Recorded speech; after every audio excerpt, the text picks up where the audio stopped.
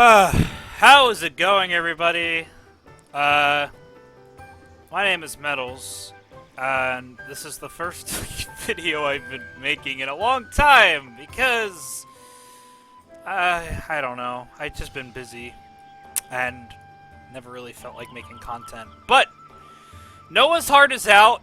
It's been out for a little over a week now, and, I got a lot to say about this game.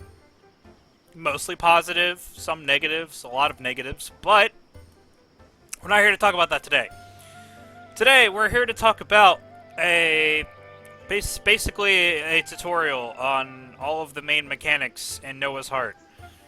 So, this is going to be a very long video, so I know that, and because of that, I will be placing timestamps and descriptions, and also the chapters thing in like the buffer line, whatever you call it, so that you can skip to whatever part you want to learn more about.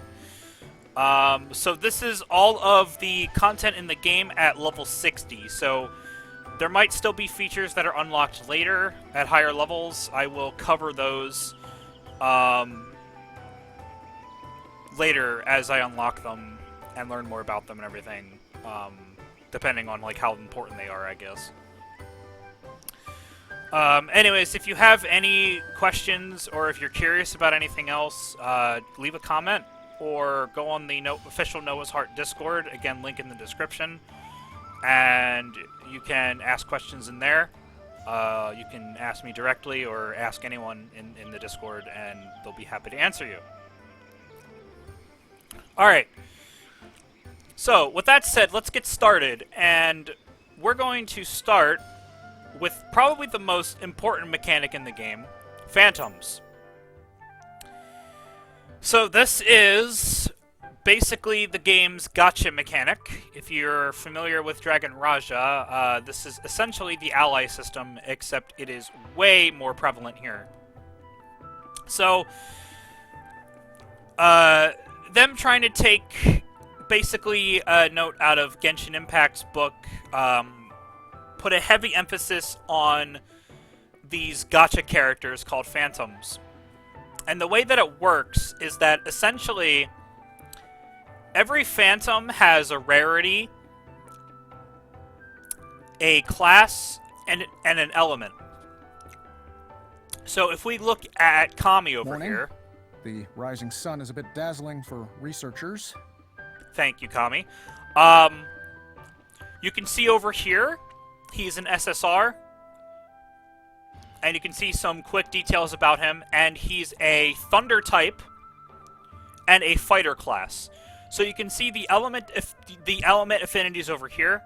Every element that has an advantage over the other one deals 25% more damage to that element. So Thunder deals 25% more damage to wind, which deals 25% damage to water, which deals 25% damage to fire, which deals 25% damage to thunder, and light and dark both deal extra damage to each other. And the 5 classes of phantoms are tanks, rangers, assassins, sages, and fighters. So Kami is a fighter. He's a melee phantom that has balanced attack and defense.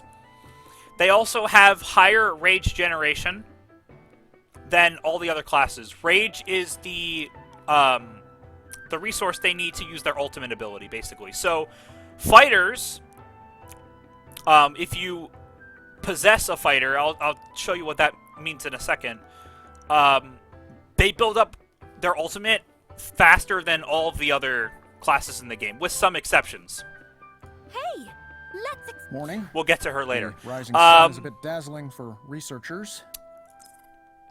Tanks are all about defense and something called avoid rate, which is one of the types of damage reduction.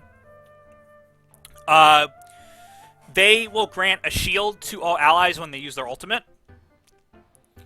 Rangers use long-ranged attacks. They also have pretty decently high agility rating, I think. And when they use their ultimate, they increase everyone's move speed and stamina recovery speed. I don't know why it says Shadow Dance here, but these are assassins. they have high burst damage. They give you extra spot weakness, which is a form of critical hit. There's two types of criticals. I'll go over them when we go over character stats. And they have high burst damage. I think I already said that. And they also give you increased damage from hitting enemies from behind. So when they use the ultimate, they increase the team spot damage. And finally, sages are mages. They can either be offensive mages or healing, supportive casters. And when they use their ultimate, they slowly restore the HP of all allies on the field. So what I will also say is that every class has a specialty with a certain weapon type. So tanks obviously like sword and shield users, rangers like bow users, assassins like dual blade users, sages, from what I've seen, mostly like bow and sword and shield users, and fighters like polearm users. Now, it doesn't mean you can't use a weapon type with that fighter or without that class. So, for example, like I use Kami all the time, even though he's a fighter and has a passive for polearms. I use him with sword and shield because Kami is just such a good phantom. Anyway, so every phantom has a passive. Okay, actually, well, wait. Okay, so okay, let's go back to stats. Okay, so every phantom has their own stats, right? And a rating. Now, these stats really only apply to the phantom when they're not controlled by the player. So, for example, Kami here is a mercenary right now, which means he's in my solo party. So when you're in a party by yourself, you have 3 mercenary phantoms that fight automatically. And these stats correspond to them when they're fighting with you, okay? These stats don't apply when you take control of them, when you possess them. What does take into effect when you possess them is their potentials, or their passives. So, if I switch over to Kami here, you can see my stats change quite drastically. I gain higher parry rate, less energy shield, more HP, slightly more attack, and slightly more defense. That's because of his passive. So every phantom has a specific passive, which changes your stat distribution based on, or which changes your stats based on your character's stat distribution. So for Kami, every point of strength gives me 8 attack, every point of agility gives me 1 defense, every point of stamina gives me 1 defense and 145 HP. And you can see down here, increasing strength also gives me bonus parry rate, which is a special damage reduction that's given to polearms, mostly. And you can see, since he's an SSR, he also has an additional passive, which says when using a polearm as the main weapon, every dodge skill gives me 1 charge, gives me 1 stack of charged, which is a status effect by Thunder Phantoms. So every element also has a specific status effect. Thunders have charged, which, when fully stacked, releases an AoE field that deals damage to enemies over time.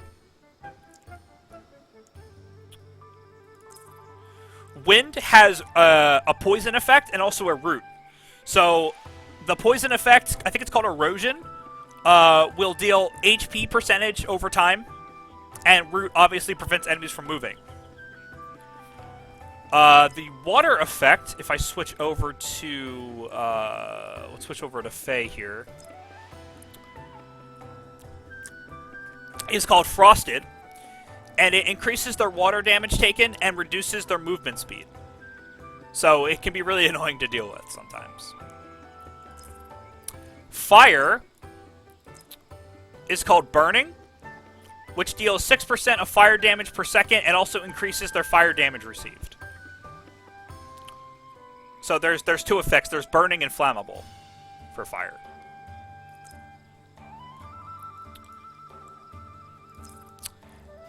Light is called, I think it's called Exposed, which reduces their damage done. And once they have 7 stacks, they become suppressed, losing 80% of their attack. And Darkness, which is pretty cool, is oh, this one's called Erosion. What's the wind one called? I don't know. She doesn't have it. Hold on. Let's go to something else here. Sorry about this. This one. I guess it's just called Poisoned. Or Wind Erosion. Okay, so it's called Erosion too, but it's a poison. Okay. All right. And Darkness is called Erosion. It increases their damage received and reduces their healing. And when they get full 7 stacks, they become feared, and they just kind of run around without having any control. So every element, like I said, has their own specialties.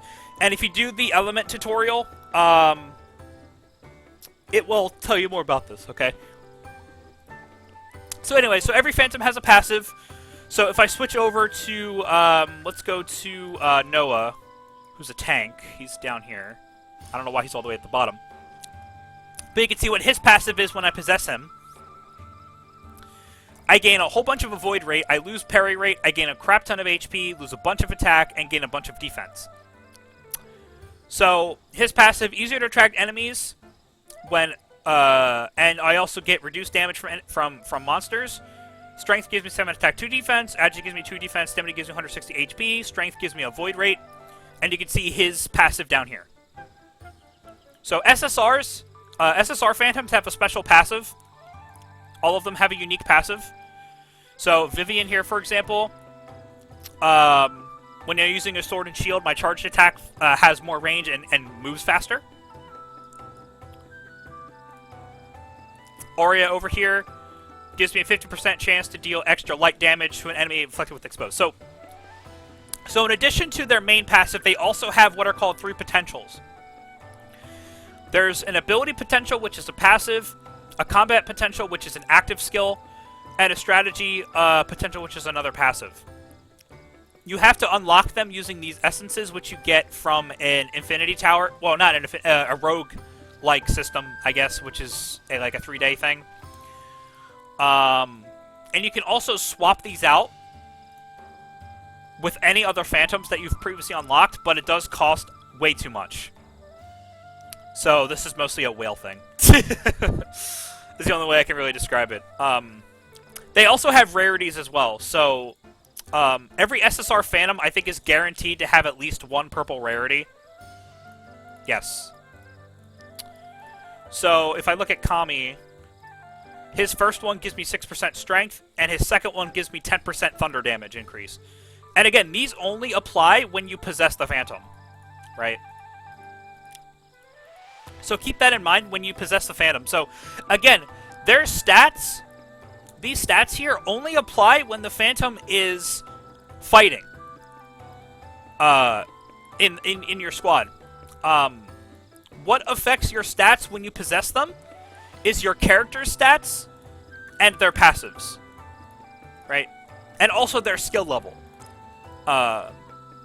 which, as you can see, scales off your character attack. And their skill level goes up as you increase their star rating, which you get by getting shards, which you get by getting dupes. This also increases their basic stats as well. So unlocking their star level is very important. Now, what's also important is leveling up their weapon. So leveling up their weapon grants them additional stats to the Phantom, but also at level 20, 60, and 80 unlocks an additional passive. So, for example, for Kami, at level 20 weapon, his Thunder Spin, which is his first skill, gives me 40% life drain, or 60% life drain when Incarnation of Thunder is active.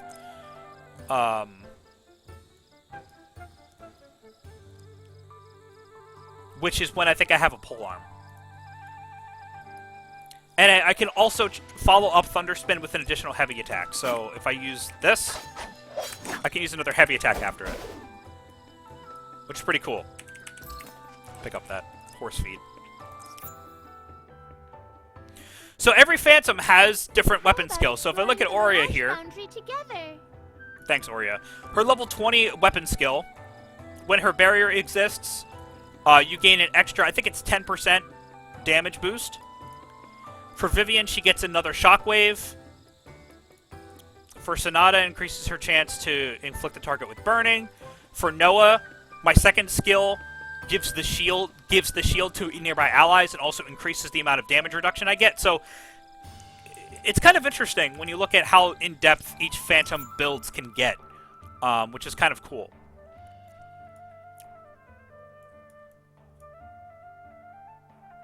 Another line connects you and me again.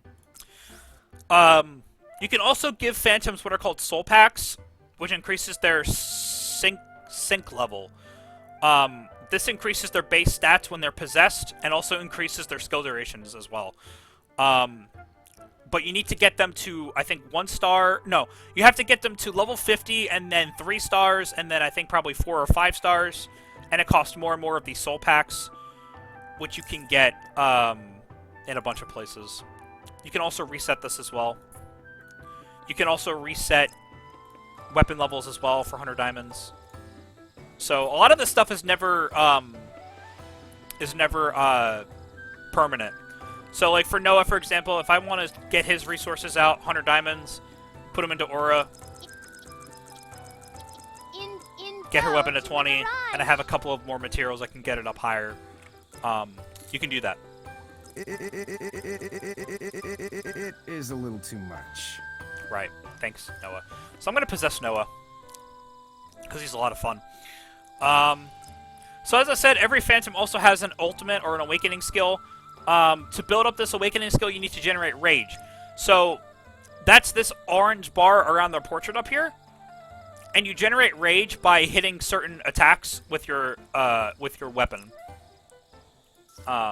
Every skill deals a different amount of, or generates a different amount of rage. So when we look at skills, we'll look at that later. Whew, that's a lot just for Phantoms. It's a very important part of the game. Now there's also, finally... Morning. So how do you level Phantoms? So, before you get to level 55, you can just give them experience, reset their level for free at any time, and give it to any other Phantom. But, when you hit level 55, that changes. Morning. You look nice today. You get this Valhalla system, which is total BS, I know. But basically how it works is you have to gain Phantom experience and also this other material which you get from AFK rewards in order to level up Valhalla, which then every Phantom placed in here will be at that level, and they can be up to 10 levels higher than your current character level, which is pretty nuts. Now, the thing is you can swap out these Phantoms at any time. So let's say I take out, let's take out Noah, right? He'll go back to level 1, but the slot becomes locked for 24 hours, unless you pay 50 diamonds. So, basically, it's just putting an arbitrary cost of resetting Phantom levels. That's all it's pretty much doing. And then I can put Noah back in. You can also unlock more slots with these crystals, which you get from AFK rewards or for diamonds, but it does start getting exponentially more expensive. This pretty much just gives you more convenience when having more Phantoms being able to stay leveled at the same time. That's pretty much it. So that's how this system works. That's pretty much it. They're pretty much just adding 50 diamonds to having to reset Phantom levels. That's basically it. So, that's Phantoms. I know it's a lot, but this is a very important system in the game, so I want to try to spend a lot of time on it. Alright, so moving on now to character stats. So let's actually go to here. So, when you possess a Phantom, as I've said before, your stats changed based on your basic stat distribution. Or your main stat distribution, right? So, go back to character. So, you have HP, attack, defense, energy shield, strength, agility, stamina, and luck. The main 3 stats that affect your Phantom distribution stats are strength, agility, and stamina. And if you click on the stat, it'll tell you what it does. So as you can see, strength converts to attack. Some Phantoms convert it differently. Agility is mostly converted to defense. Stamina is mostly converted to HP. And then luck increases the drop rate of gear. There's also additional stats down here. Defense piercing, ignore defense, P damage boost, super crit. So, like I said before, there's 2 types of critical in this game. Super crit and what they call spot weakness, or just normal crit. They're just 2 different types of crit damage, basically. And then you have elemental damage up, and then reality damage, which is true damage. This is just pure damage, ignores all other types of things. And then down here you have, your defensive stats. Avoid rate, parry rate. Avoid rate is a stat mostly given by tanks and sword and shield skills. Parry rate is mostly given by polearms. And then you have elemental resistances. And then there's special stats here. Health drain, healing effect, healing received. And melee and range spot weakness, which is crit. Like I said before. Okay. I think. I don't know. That's how I've gotten it anyway. Also, level. So, there's a server level cap. If you're wondering why you can't get above certain level, this is why. When you're at level cap, though, all XP gets converted to Constellation XP, which I'll go over later. You also have fatigue, which is what you use to go to dungeons. You can see you get 240 fatigue per day. You can store up to 720. Any fatigue you don't use the previous day is put in storage. There's also career energy down here, which is used for crafting. I'm not going to go into crafting in this video too much, but basically there's 3 types of crafting skills. Master Chef, Craftsman, and Tailor. Master Chef crafts gifts for phantoms. They also craft horse feed, which is used for horse breeding. Every crafting skill also has certain gear enhancements they can craft, which is used to add enchantments onto gear. So this one, for example, can be put on rings and gives me 40 agility and 20 luck. Pretty cool. Craftsman craft furniture for houses, which is very important. You unlock these recipes by certain side quests or by copying, which is when you go to someone else's house or you go to an area in-game and you use a blank manuscript to basically copy the recipe for the furniture. And they have their own enhancements as well. Tailors craft costumes. And the majority of these costumes are unlocked by Phantom gifting, which is pretty neat. As you can see, there's a lot of them here. And these give stats as well. So, might not be a bad idea to go and find a costume from a Phantom you really like, and then just gift them to get that costume. There's some costumes you can also get from events as well. Like these 2 here, I unlocked from events. They can also craft flooring, carpets, and wallpapers. So, yeah. That's crafting skills.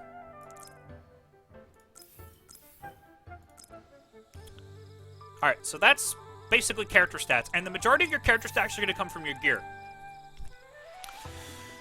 So as you can see, there's a lot of gear slots in this game. You have a main hand, an offhand, the emblem, and charm, which are your weekly capped upgrade gear, similar to emblems and stuff from Raja. One you upgrade from PvP, one you upgrade from guild, so you can look into that in the shop. Then you have your armor here and your trinkets. And all of these... Oops. all of these gear have different stats. So every piece of gear, oh my god, every piece of gear has random refinement stats, which can't be changed as of right now. You can also upgrade these refinement stats as well. They also have a basic stat, a forge stat, and there's some other stats you can put on them too. There's a lot of stats in this game. So keep an eye out for gear when you get them. They have random stats, and try to build up the stats that you need the most. So sometimes, even if a gear is higher rated by the game, it might not give you the stats you want. So keep that in mind when upgrading gear.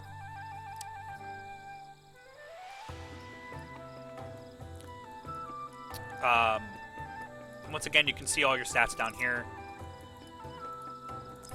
All that kind of stuff. So while we're on the topic of gear, let's talk about enhancing for gear. So, just like every other Chinese mobile game, there's like 50 different ways to upgrade gear. The main one is refining, or forging, I should say, which is your basic upgrade system. You use upgrade stones and money to upgrade the base stats of the gear. And then once you get them all to a certain rating, you gain a set bonus. So as you can see, I have everything at +7 right now, so I gain 100 attack, 50 defense, 1000 HP. If I get them all to +8, I get 200 attack, 75 defense, 2000 HP, and 1% super crit damage, which is pretty nice. So, how it works is every time you want to get to a level, you have to succeed a certain number of times in a row. And you can see the chance of succeeding down here. And the more times you fail, the higher this blessing rate goes, which just increases your chances of succeeding. When it's maxed out, you're guaranteed to succeed. So, and you can see the stat changes down here. Refining.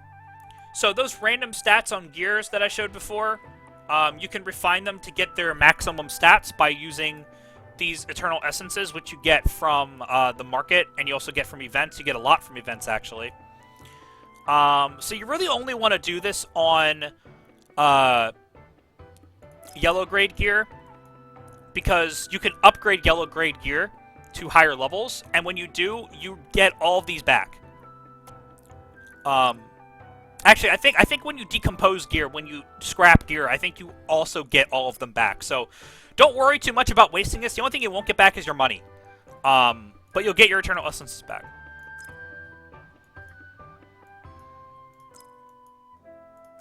So yeah, and you can see the ratings of the stats here. So, for example, on this ring, this strength can go up to 62, this one can go up to 31, this defense goes up to 27, and so forth. And the way it works is you roll every stat, and any stat that you roll higher, it will add to that stat. If it's lower, it won't change it. Then there's reforging. So reforging is something that only applies to yellow grade gear. You use these reforge runes and some money to gain a whole list of random stats, and then you can add up to 3 of those random stats from that list as a separate random stat. I know, it's very confusing. But this is an additional stat that's separate from the random refinement stats. Also, whatever you do, when you use the reforge runes, don't hit cancel. When you hit cancel, you lose your reforge runes.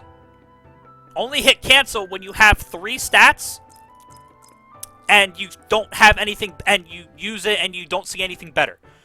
I learned that the hard way, because I wasted 2 of these, I hit cancel, and I lost all the stats. So keep that in mind. You can also see the stats you can get from here. And this is dependent on the ring, or the gear.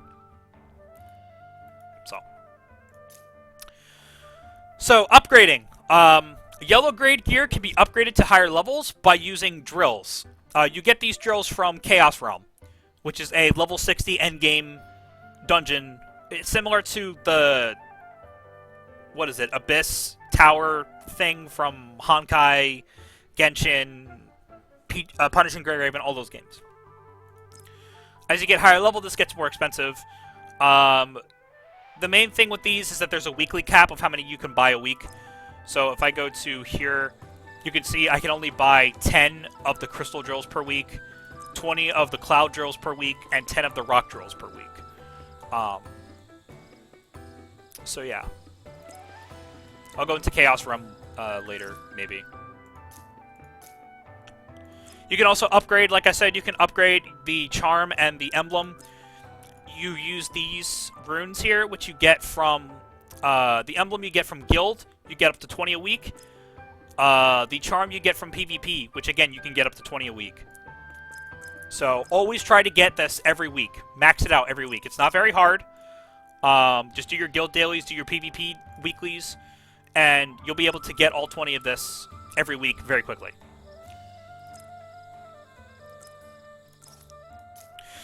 Whew. And finally is an enchantment. So, those enchantment cards I showed earlier, which you get from monster drops, you can craft them in the crafting menu. And you can apply this to a piece of gear. Now, the problem with enchantment is that it only applies to that one excuse me. It only applies to that one piece of gear. So, if you change out the gear, that enchantment goes away. So, for example, if I look at... Oops. If I look at my... Oops. Sorry. My weapon here. You can see I have a Strength plus 10, Agility plus 10 enchantment on it. If I change my weapon, that doesn't have the enchantment on it anymore. It only applies for that one weapon. So, really only use enchantment on high-grade gear. I probably wait until at least level 60, 70 to start using that. Or preferably on yellow-grade gear. So, yeah. But a lot of the early ones, a lot of the weaker ones are really, really easy to craft anyway. So it doesn't hurt if you want to put them on there. But like the higher rarity ones, save those for, you know, endgame gear. Alright, so that's everything about gearing. Oh, I guess you can also decompose gear as well. You get some materials based on the quality of the gear. And you also get some gold. That's pretty much it. Alright, so that's gear and gear upgrading. Now let's talk about skills. So, as you saw when we looked at Phantoms, every Phantom has 2 abilities. So this is Euclid's first ability, and his second ability. If you have their combat potential unlocked, you would also have that potential as a third ability. And every Phantom also has their ultimate. Now, I can't use his right now, but it would appear in the middle of the screen. The Possessed Phantom's ultimate will summon that Phantom. Another line It will connects you trigger and me their again. Spirit passive here. And then they will cast their ultimate ability. It also grants you a few seconds of invincibility as well when they're summoned. However, when the Phantom is summoned, they can be killed. When they're killed, they just retreat. But yeah, it's very, very powerful when you do summon them. And when it's a mercenary in your group and you use their ultimate, it just casts their ultimate skill, which is this one.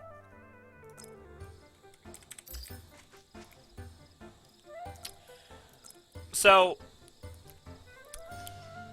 you also have what's called a special ability, or a rune, I guess. This is basically the EX skills from Raja. You level up this, what's called Abe's Mirror, by using these elemental crystals, which you get from exploring, and from Monster Camp, which is a daily event, and a bunch of gold. It gives you some basic stats, and over time you start unlocking more and more of these, and they also start getting upgraded. So, there's a lot of them here, and they all have slightly different effects. I'm not going to go over them in detail, but take a look into these. You can only have one equipped at a time, but they're pretty cool. It gives some more variety in building your character. I like this one. This is basically the Ignite, or the fire move from Raja, where it gives them fire damage and increases their defense. So, or increases their damage received, I should say. So, it's pretty nice. And then finally, skills. So, I'm going to go into this as much detail as I can without going crazy, but basically, the game will automatically distribute your skill points until you reach a certain point in the story, and then you can automatically distribute your skill points. A lot of people look over the system, but I think it's very, very important, because you want to make a clear distinction between a PvE and PvP build, because in PvP, you're going to want to invest into General here, because of these two skills here, mostly this one, which reduces the stamina cost of dodging and using your control remove skill, which is very important. It also grants you access to special general passives. For example, Body of War here, which gives me an extra 10% avoid rate and parry rate, and gives me this effect down here, which is really nice. Very good for Sword and Shield. There's also these other two as well. So, based on the skill point distributions you put in each weapon type, you gain access to these passives. You unlock 3 passive slots as you level up. And you can see all of the different passives here. Every skill tab has 3 passives they can unlock.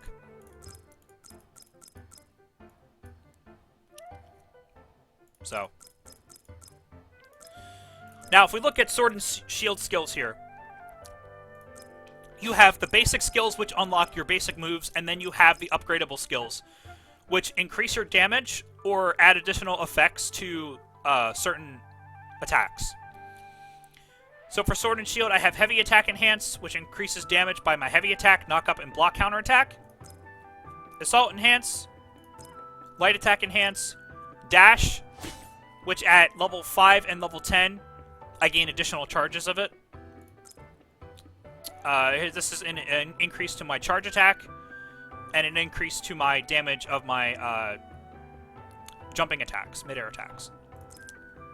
So obviously, when I go DPS build, I focus more on my slower but hard-hitting attacks that have a higher damage increase per level. Whereas in PvP, I focus more on the more reliable, lighter, I'm going to be using these a lot more attacks, and my dash, which is my main gap closer, right? So some slight variations.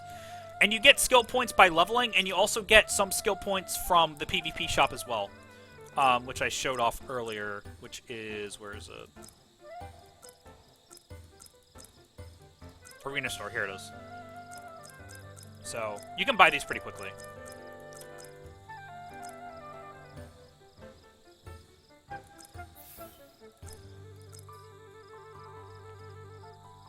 Alright, so that's about skills. Now, let's move on to Constellation. So, Constellation, the best way I can explain Constellation is if you played World of Kings, there was a system where when you were level capped, you had to go to like a faction area, kill a bunch of enemies, and you would gain like these points to distribute into basic stats. That's basically what Constellation is. You can think of it as sort of like a prestige system. Essentially how it works is you gain Constellation levels by reaching level cap, and any XP you get after that comes to Constellation. So this is a very time-gated system, which heavily encourages you to reach level cap as fast as possible.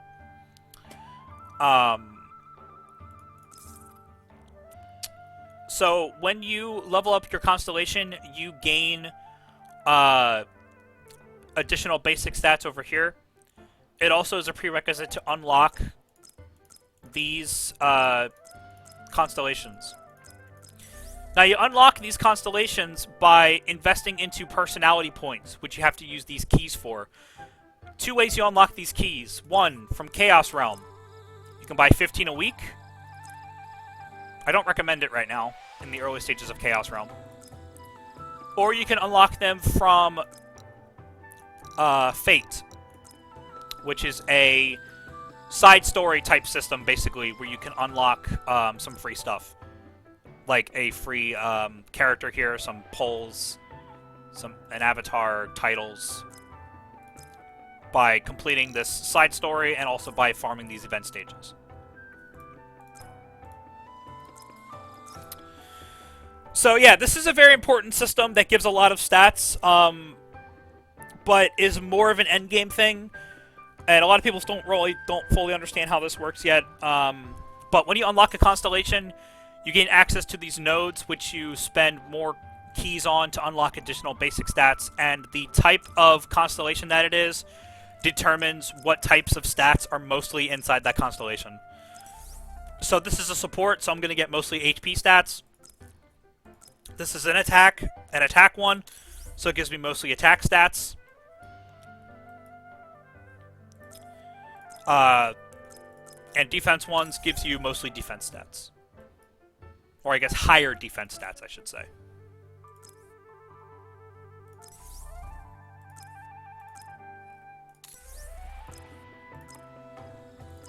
Anyway. Let's keep it going here. So let's talk about mounts.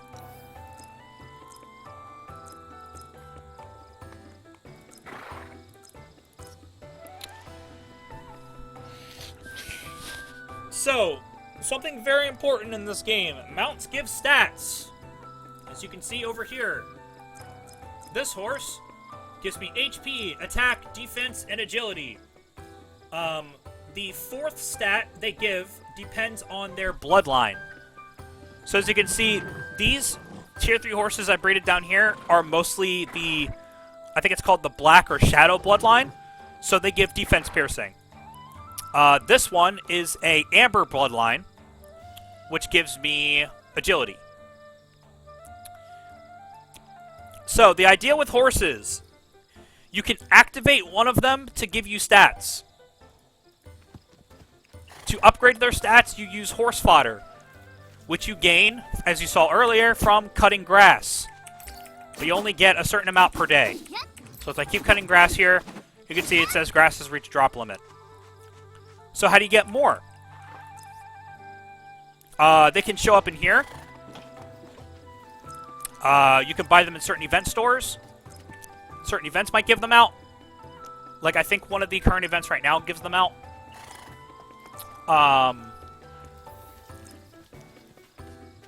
And you can also get them from Trial of Wind, which is a challenge mode, basically. Now, you also feed them with feed here, which you get from Chef. You get the feed one from Chef, which upgrades their breeding level, which increases the chance they can breed. You breed them with another horse, and you get a chance to get the same quality horse, which you can then breed again to get a higher quality horse. Or, you have a chance to get a higher quality horse. Sadly, I failed my tier 4 horse breeding, so I'm stuck with tier 3s. You can also get tier 4 horses from World Auction and Guild Auction, which happens after guild events, which you use seashells for, which is the trade currency. I'm not going to go into that system. You can look into it yourself. This game has a separate trade currency. Sorry, I'm going crazy over here. Why did I decide to do this? I don't know. But yeah. So, my general advice for horse stats, go for a tier 4 horse. If you fail a tier 4 horse, just work on leveling a tier 3 horse for now until you get a tier 4 horse. And then, eventually you'll try going for a tier 5 horse, but good luck with that. I don't know anybody who has one yet. But, yeah.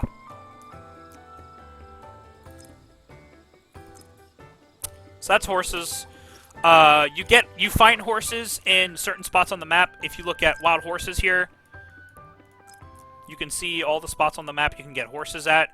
Every region gives you different horses that can spawn. So here, it actually doesn't tell you, but you can actually get... Yeah, so right here. And you have to use lassos, which I don't think it shows me where my lassos are. Oh, yes. You have to use lassos to tame horses. Horses can be tamed between 1 and 3 star. 3 star tames are very, very rare. but it can happen. Or you can also buy them in the mall for, I think, 200 diamonds. Yeah, 200 diamonds. You can buy 200 a week, which is way too much. Don't do that ever. But yeah, you can buy them 200 diamonds each year.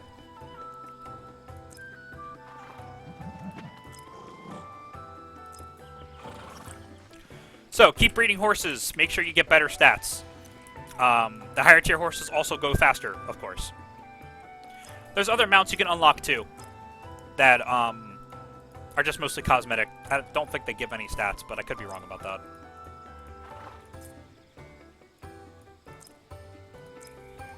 Yes, there's ships you can unlock too later. This is a way late game thing. Okay. Let's see. What else did we not talk about yet? I covered all the main systems, I think. The rest of the stuff I think you can look into yourself. Like album, this is just like collection stuff. Encyclopedia, this is a good information on everything in the game. So now let's go over dailies and weeklies. So here's your dailies. There's a lot of them. Phantom bounties. Dungeons. Realm of Chaos is a weekly, which is where you mostly are going to get your legendary upgrade materials. Normal dungeons. Hard dungeons, which also includes purgatory dungeons. This is just basically a challenging boss fight that you have to fight solo and has a bunch of challenges associated with it. When you complete the challenges, you get these things that are used to equip for titles. You also get these shards as well, which are used for buying legendary gear. Phantom Training is another daily that is used to gain Phantom XP as well as weapon shards. You can gain the specific elemental shards in here as well. These rotate every day. You have to clear all of the dailies in order to unlock these ones. Yeah, these cost fatigue as well.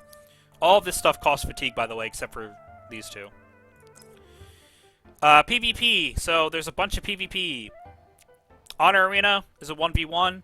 You can only do 5 times a day. Warrior Showdown is a limited time 1v1. You can do 15 times, and you're given rewards based on your rank. Top Duel is an unlimited mode, 1v1 mode, where you pick 3 phantoms, and you pick the order of the 3 phantoms, and you fight. Fantasy Arena is the I don't want to say AFK. It's the auto battle PvP mode. Team Match is a 4v4 nighttime event. Ultimate Operation is a 4-man squad nighttime battle royale mode. And you're given rewards based on your ranking in each mode. You can get titles, all that kind of stuff. And the main reward you get from PvP are arena tokens, or arena tickets you can use in the PvP shop, and also victory points, which are used to unlock arena chests. So when you reach, I think it's 300 or 250 arena points, you get a random chest. Certain modes can give higher quality chests, and you can see the rewards from these chests here.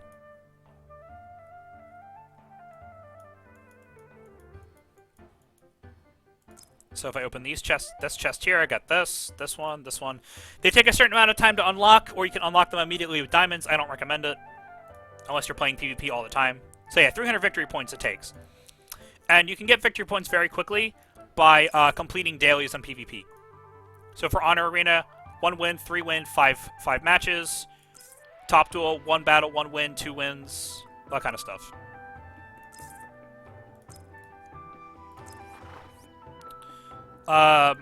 Let's see, other dailies.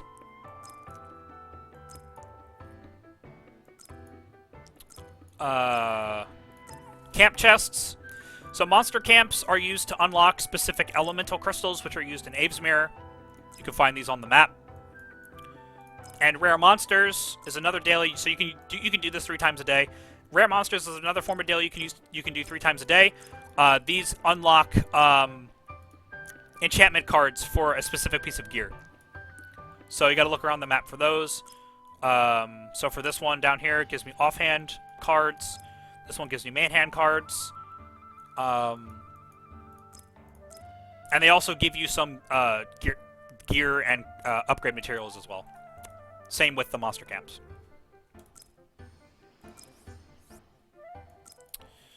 You also have weeklies as well. So keep an eye on these, because these weekly rewards are really important. You gain shells for doing the weeklies, and you also gain Seals of Chaos. You gain, I think, 2 per week for free.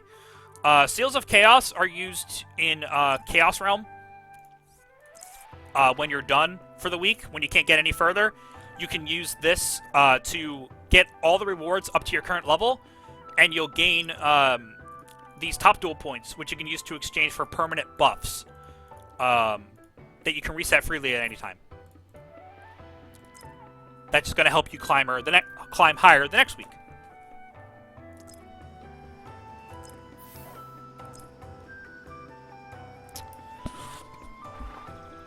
Alright, so that's dailies and weeklies. There's also guild dailies as well. Guild Exposition, Guild Arena, Guild Bosses, which is every day, the Guild Banquet, and finally Guild Wars, which are every Thursday and Sunday.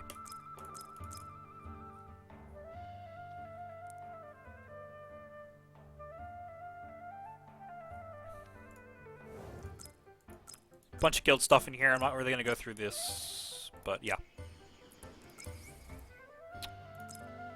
I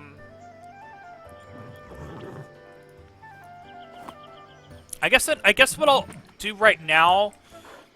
Oh, you know what? All right, so last but not least, so let's talk about one last thing, and then we will move on to some gameplay examples of explaining combat mechanics. So, exploring in Noah's Heart is a very important part of the game.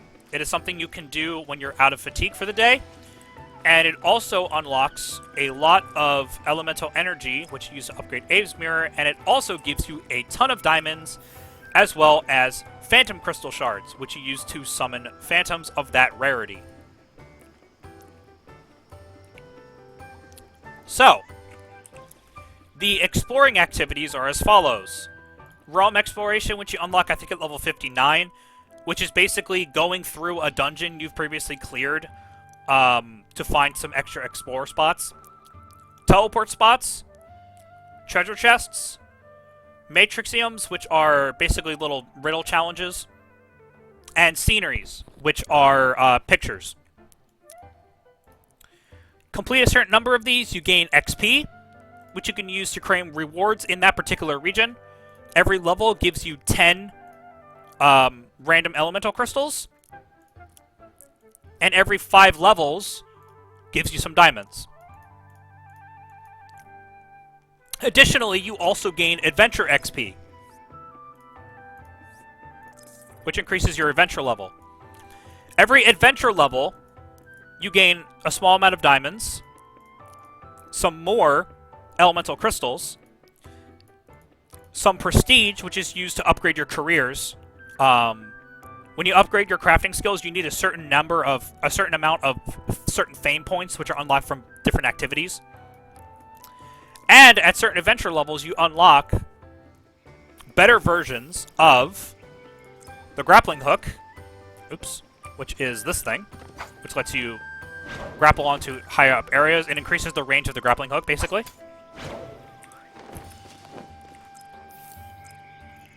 The light sword, which we'll get back to in a minute, and a higher level jetpack, which lets you go higher with the jetpack, obviously.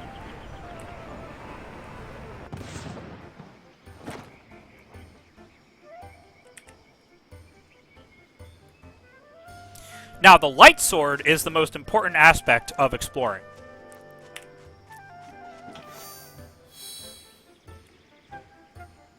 There's nothing over here. So let's go to somewhere where there's something I can actually find. Like over here, for example. Now, you'll see stuff on the map, but that's only a small fraction of what you can actually discover. If I use the light sword, it tells me that there's a hidden chest within 50 meters. If you follow the light, it'll show you where it is. So here it is right here. It's a rock. Pick up the rock. There's a chest. Open the chest. Here's my rewards. Simple as that. And there's a lot of chests in each region. So you unlock that one, use the light sword again. Now there's another chest. There's 3 rarities of chests: common chests, exquisite chests, and grand chests. The light sword will also point you towards Matrixium challenges as well.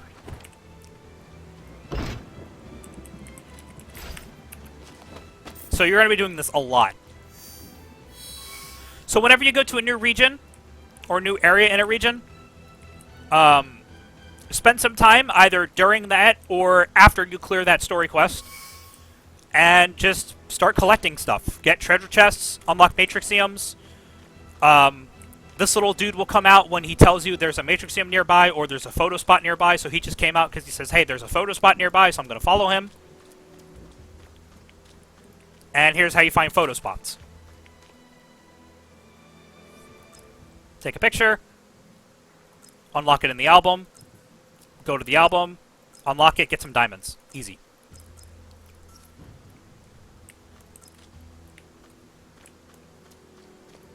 So let's get that other chest that I saw. Where is it?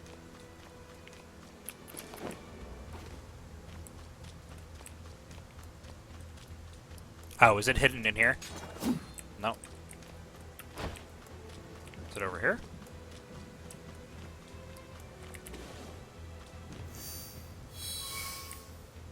Then 100 meters. It's over this way.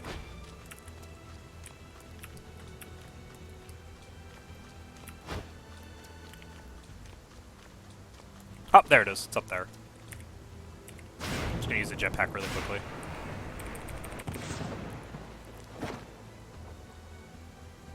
Oh, look, it's the arena from Team Match. That's cool.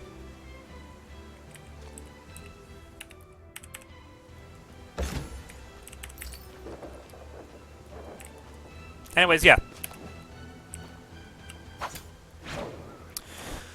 Okay. So that's all of the base systems in the game. Excuse me. It's been 57 minutes.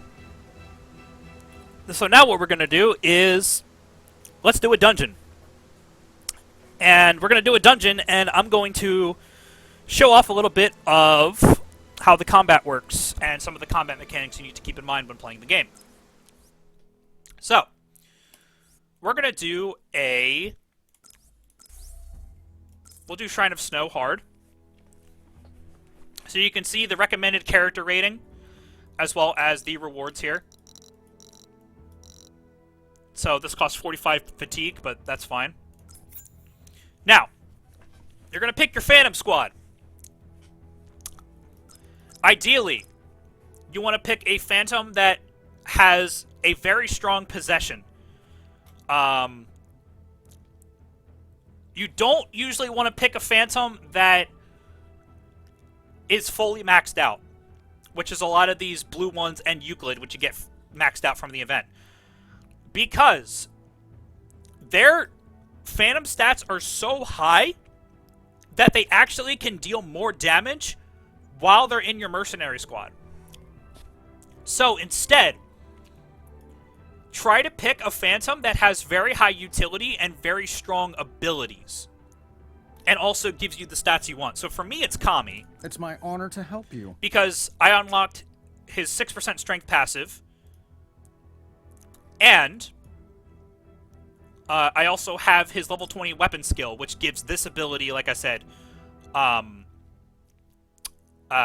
lifesteal. So it's very, very strong. And he also deals a good amount of damage. And since he's also a warrior class, or a fighter class, I'm sorry, for researchers. he builds his ult very fast. So he's a really, really nice character.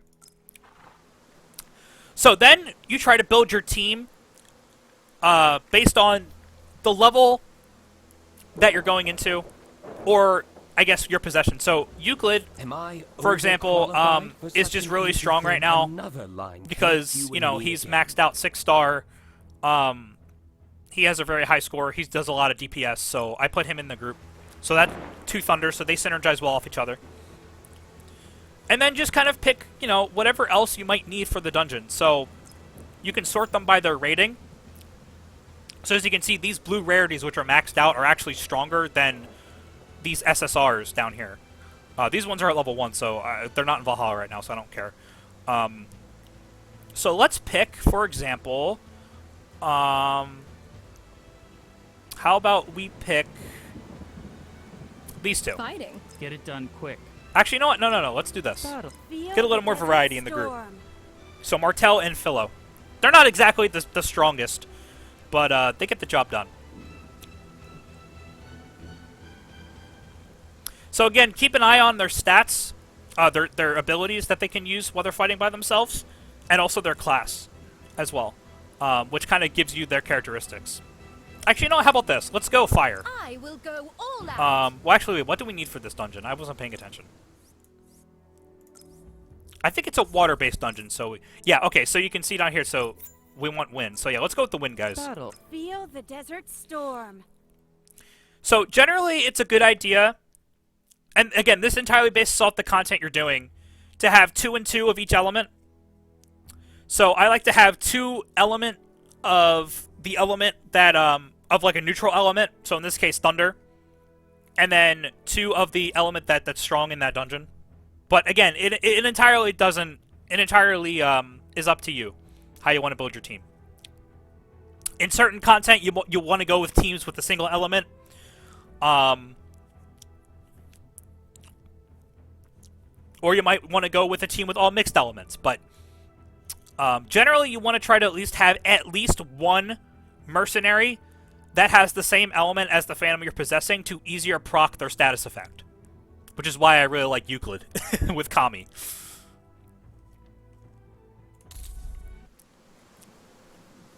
Alright. So let's go and clear this. So basic enemies are very easy to kill. As you can see. We can just kill them very quickly. No problem. You can air combo them. All kind of fun stuff. Now, the other thing, we'll get to it when we see an elite enemy, is the defense break gauge. Which is a very important concept of the game. We'll get to it when we see this Yeti guy here, when we kill these little fairies.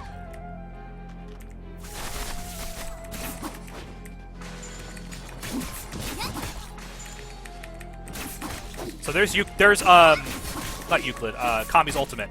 So you see the bar under their health bar? That's their defense break bar, or their enrage bar. So for elite enemies and bosses in PvE, when it fills up, they become enraged and deal more skill damage, and also can't be stunned. Like that. So now he's enraged. Now to lower their enrage meter, you can do 2 things. Either 1, use heavy attacks. This will be more prevalent when I fight the final boss. Or use Phantom Ultimates. And when you actually chain Phantom Ultimates together, it decreases it more and more every time you chain one together.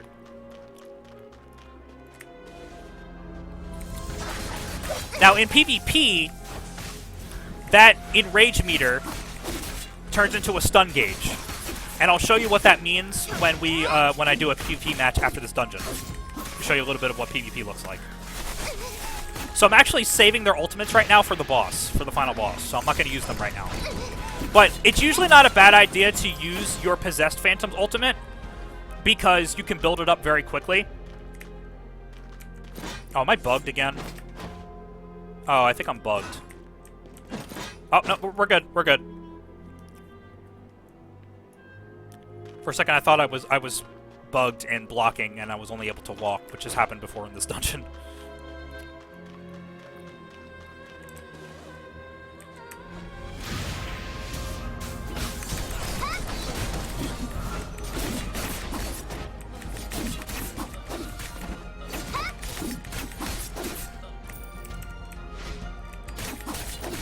So generally when I'm attacking enemies, I try to use my full attack string, because the last hit generates the most amount of rage. And also what generates a lot of rage, at least for Sword and Shield, is my dodge back dash attack, which is this move here. That generates a lot of rage when it hits enemies too. So here's the final boss. This is their first phase. They have 3 phases. This phase doesn't have an enrage meter, so you can kill her pretty quickly.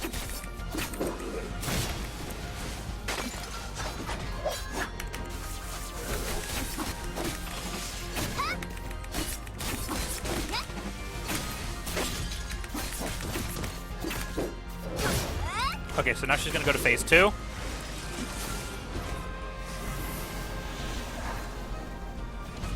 So now she's going to have an enrage meter, as you can see at the top there. Now, I'm going to use my Phantom Ultimates just because I like using them at this part, because she summons a bunch of minions and it's really annoying. But you can see now Kami's on the field, and he just casted his ult. We did a bunch of damage. And then he retreats after a certain period of time.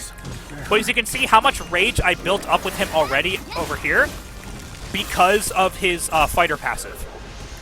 Because when he's deployed, he builds up rage faster for everyone on the team. As you can see, these guys are also already have their rage pretty far built up too. So I gotta destroy these ice pillars because it's part of her mechanics. Okay, so Kami's ult's already back up. I'm gonna use my damage received debuff on her. So now she's enraged, so I'm gonna use 2 Phantom Ultimates to decrease the gauge and then focus on heavy attacks. Or 3 ultimates, sorry. Focus on heavy attacks, and now she's defense broken. So when they're defense broken, they become stunned, and you also deal more damage to them. So it's your chance to deal a whole bunch of damage at once. I like to use my charged attack at this point. Alright, so she's going to use her ultimate when she changes to her second phase, or her third phase. So I'm going to use this, which gives everybody invincibility for 7 seconds, prevents us from getting frozen from her ult. And just keep dealing DPS.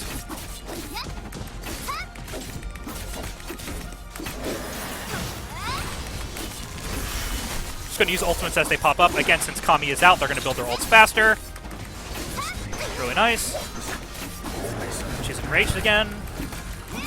Start casting ultimates again. Heavy attacks. Defense broken. And she's dead.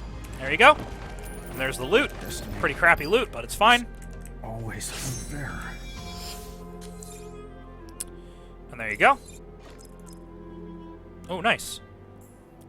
Not bad.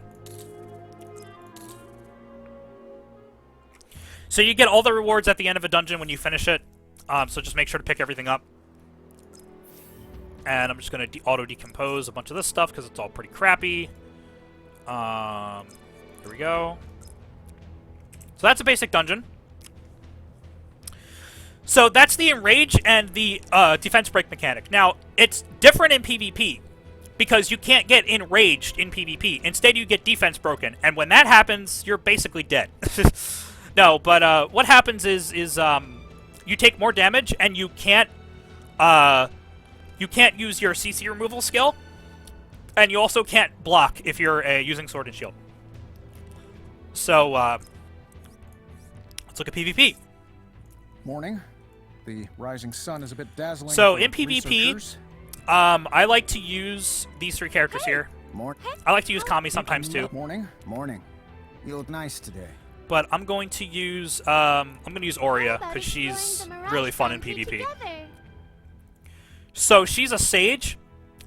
So she actually gives me a passive shield with her stamina. So as you can see, I actually have a shield on me, just passively from her, which is really nice. All right, so let's go to arena,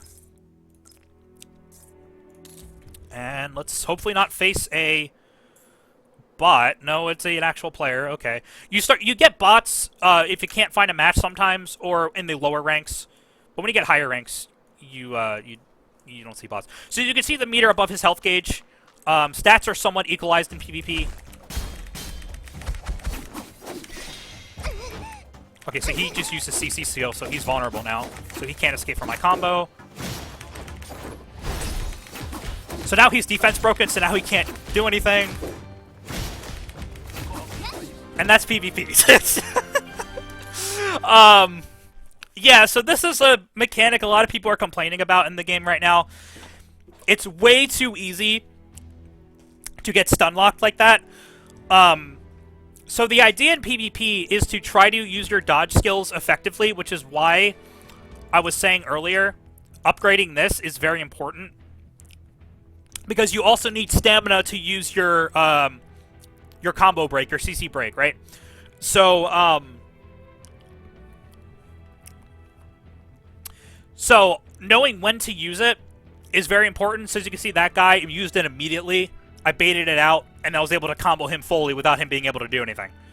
It's a very big part of this game, which is something a lot of people complain about in PvP, for sure. So let's go with Kami this time in PvP, and I'll show some Kami PvP. I'm probably gonna lose. Actually, since I'm using Kami, I'm gonna switch over to this one, which gives me anti-heal, because healing is very prevalent right now in this game. So let's go to that, and let's go again. Okay, so he's using an Ave with a bow, so this is going to be kind of annoying to deal with. Bow users can be pretty tricky, but since I have sword and shield, I can just block most of her basic attacks, or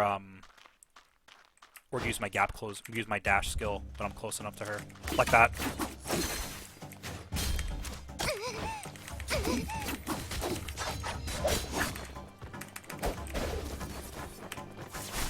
She screwed up.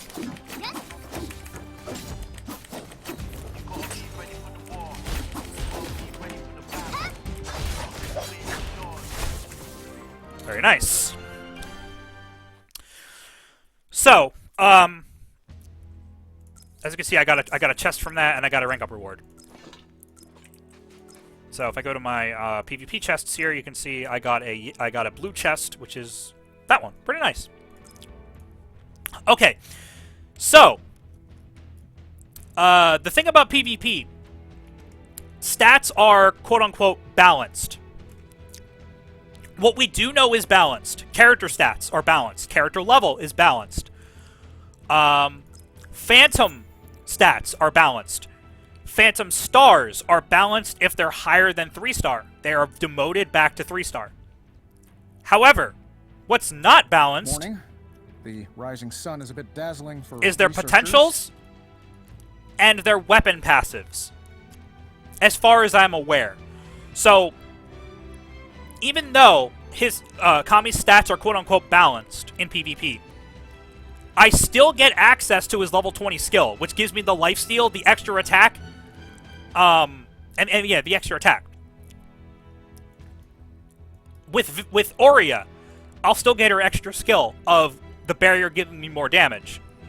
With Noah, I mean, it won't matter because I can't give ally shield in 1v1, but I will get the damage reduction, right?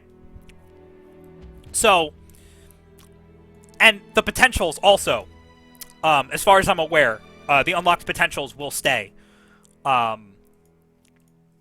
So, like, if I had his Thunder increased by 10% combat, which is his active skill, I will have that in PvP. I believe. People haven't gotten their their weapons leveled up enough yet for us to really know how exactly it's balanced, but the things we do know for sure is that Phantom stars are balanced, not their level, and their stats are balanced, and character stats are balanced. Warning. But The rising sun is a bit dazzling for researchers. even though they say the stats are balanced, that still makes PvP pay to win to an extent. Now, where PvP is not balanced is Guild Wars. In Guild Wars, anything goes, right? Stats, levels, everything is just non-existent. Same with Phantom Arena, which is the auto battle arena PvP mode. This, no holds barred, no restrictions, nothing. I'll show off this mode too right now. So let's do this mode. I'm actually going to switch this team here. Oh, that's my defense team, so it doesn't matter.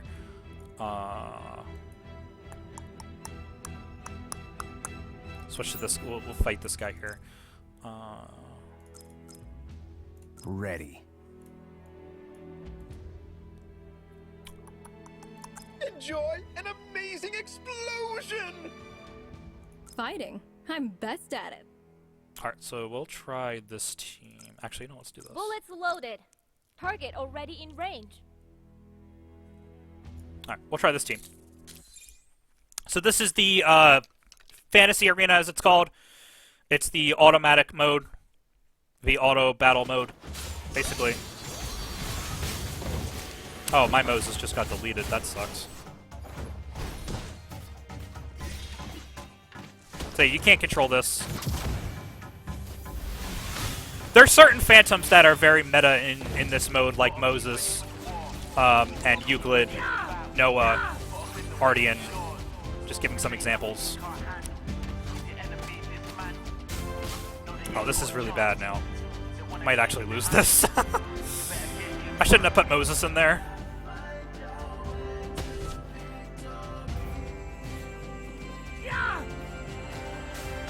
Yeah, that sucks. So you get up to 5 challenges for free per day, and then the rest you have to use these tickets for, which you can buy for 100 diamonds each. No, 10 diamonds each, I'm sorry. 25 per week.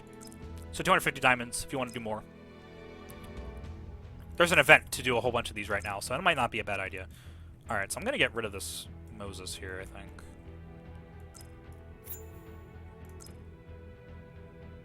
Fighting. I'm best at it.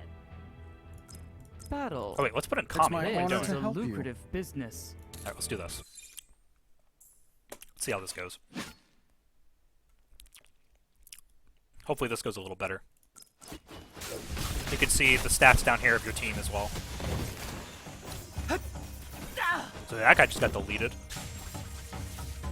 Let's go, Kami! Do work! Now his Noah is very tanky, but I'm killing his Euclid, so haha. Very nice. Now, in Fantasy Arena, you get this other currency called, yeah, I just call it Fantasy Arena tokens. You can use that to buy Fantasy Arena stuff in the shop, mostly just SSR shards.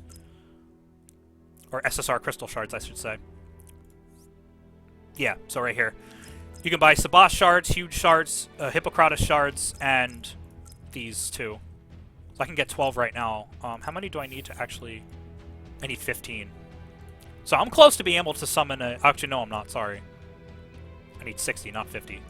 I can't math. Oh no, guys. I can't math. I'll show you Top Duel, too. I'll show you what Top Duel looks like. Oh, never mind. Can't yet. I need 10 minutes. Okay. Never mind. Okay, so that's basically it. I don't really have much else to say. I think I've gone through just about everything. If you have any questions, leave them in the comments. Or, like I said, join the official Noah's Heart Discord, and we'll be glad to answer your questions and help you out. Thanks for watching, and expect more Noah's Heart videos in the future, hopefully.